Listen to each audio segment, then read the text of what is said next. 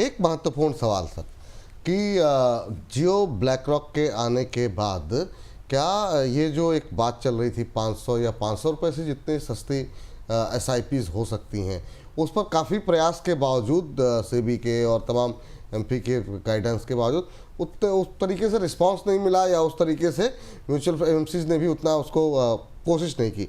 क्या ये प्रक्रिया और तेज होगी? ठेले वाले, सब्जी वाले, क्या वो लोग भी इन्वॉल्व होंगे? क्या उस दिशा में जियो ब्लैक रॉक एक क्रांति कर सकता है?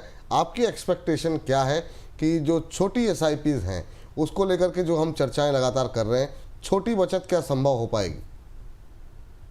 देखिए, जो छोटे 250 रुपये से एसआईपी या इससे भी कम की हम बात करें तो एक बड़ा फैक्टर है, वो है कॉस्ट। कंपनीज को जो कॉस्ट लगता है इस तरह की फंड्स लॉन्च करने में या इस तरह के ऑप्शन लॉन्च करने में, वो कॉस्ट एक बड़ा डिसाइडिंग फैक्टर है कि कंपनीज भी इसको कितना आगे ले जाना चाहती हैं या ये वाकई में वायबल है या नहीं है। तो मेरा जो मानना है वो ये कि कॉस्ट कहीं ना कहीं इसके आड़े आया है। जो इसकी ग्रोथ हमें देखनी चाहिए थी वो हमें नहीं मिली है।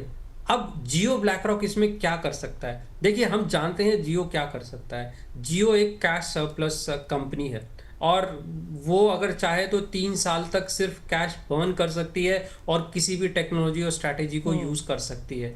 तो अगर वो उस तरीके से करती है तो निश्चित तौर पर कॉस्ट उसके लिए कोई बहुत बड़ा फैक्टर नहीं होगा और वो मार्केट को उस तरफ ले जाना चाहेगी। और इस तरह की जो लो कॉस्ट एसआईपीज हैं उनको ज़रूर वो अट्रैक्टिव बना सकती है। तो बात इस पे है कि क्या कर सकती है, तो मुझे लगता है बिल्कुल कर सकती है। क्या करना चाहेगी ये आई थिंक बहुत सारे फैक्टर्स पे डिपेंडेंट है। बट जहाँ तक जियो का जो ट्रैक रिकॉर्ड रहा है, मुझे लगता है कि जियो इस तरफ जरूर जाएगा। ये बात सही कह रहे हैं। हमेशा से ये देखा गया है कि कस्टमर्स को अट्रैक्ट करने के लिए कम से कम खर्चा कस्टमर का हो, इस तरीके की चीजें लाई जाती हैं। चाहे मास लेवल पे पेनिट्रेशन करने की कोशिश रहती है बिल्कुल, कोई भी प्रोडक्ट हो उनका, उनकी कोशिश होती है कि एक छोटे से छोटे लेवल तक भी उसको पहुंचाया जाए। तो हो सकता है म्यूचुअल फंड इंडस्ट्री में भी, जो कि सर ने का मुझे लगता है बहुत ज़रूरी पॉइंट ये हाईलाइट किया है कि क्या करा जा सकता है। तो हाँ, अपनी कॉस्ट बर्न करके भी ये चीज़ करी जा सकती है। हालांकि करेगा या नहीं ये अभी देखना होगा। अच्छा सर, एक सवाल और, क्योंकि बात लगातार हमारी ये हो रही है कि अभी छोटे गांवों तक, शहरों तक म्यूचुअल फंड उतना नहीं पहुंचा है, बहुत कम है। सर, भारत की 140 करोड़ से ज़्यादा की आबादी में से म्यूचुअल फंड में सिर्फ 5 करोड़ के आसपास जो है यूनिक इन्वेस्टर्स हैं। सर, ये हम समझना चाहेंगे। जियो पर तो हम बात कर ही रहे हैं, ब्लैक रॉक पर हम बात कर ही रहे हैं कि क्या उन्हें टैप कर पाएगा, क्या पहुंच पाएगा, लेकिन सर इतनी कम पेनिट्रेशन अब तक क्यों है? क्योंकि जियो म्यूचुअल फंड की बात और है, लेकिन म्यूचुअल फंड सही है, ये लाइन तो हम बहुत सालों से अब सुनते आ रहे हैं। क्यों अब तक छोटी जगहों पर, छोटे गांवों तक भारत के क्यों म्यूचुअल फंड नहीं पहुंच पाया? देखिए, उसके 2-3 कारण रहे। पहला कारण था जिस तरह से हमारे मार्केट्स, इक्विटी मार्केट्स ने बिहेव किया, काफ़ी वोलेटाइल रहा, हमने अच्छे क्रैश भी देखे, तो वो एक कारण था।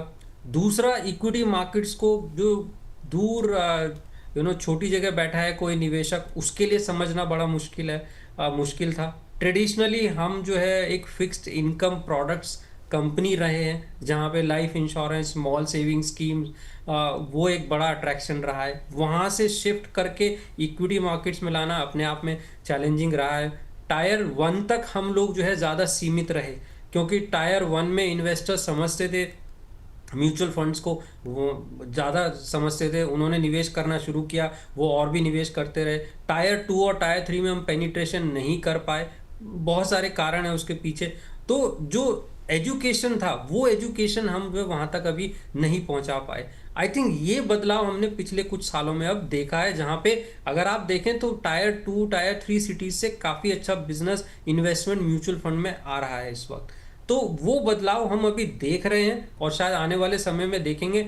लेकिन जो पहले रहा वो फोकस हमारा टायर 1 सिटीज़ में ज़्यादा रहा, और उसका कारण ये था क्योंकि 2009 के बाद ही डायरेक्ट जो है आपका डायरेक्ट इन्वेस्टमेंट इंडस्ट्री में आया था। उससे पहले जो है हम ट्रेडिशनली डिस्ट्रीब्यूशन ड्रिवन जो है इकोनॉमी रहे हैं। तो अब जब डिस्ट्रीब्यूशन ड्रिवन इकोनॉमी रहे हैं तो फोकस जो है टायर 1 सिटीज़ में ही ज़्यादा होता था।